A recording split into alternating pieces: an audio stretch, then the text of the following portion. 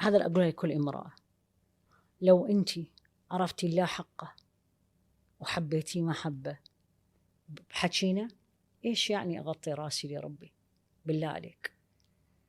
يعني من ربي قال تتجافى جنوبهم عن المضاجع، تتجافى جنوبهم عن المضاجع يدعون ربهم خوفا وطمعا. هذا إيش؟ لأنه النوم أهم من ربي.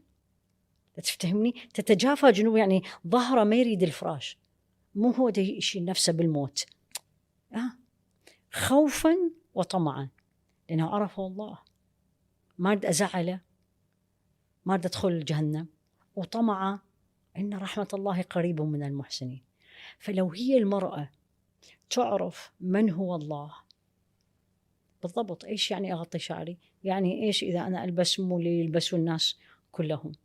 بس هو نرجع إلى البداية، لأن إحنا يعني الآن لو تسألني أهم شيء يجب أن يدرس، ولا راح أقول لك الحجاب، ولا راح أقول لك الصلاة، لا والله راح أقول لك العقيدة، ما فعله الرسول عليه الصلاة والسلام 13 سنة في مكة.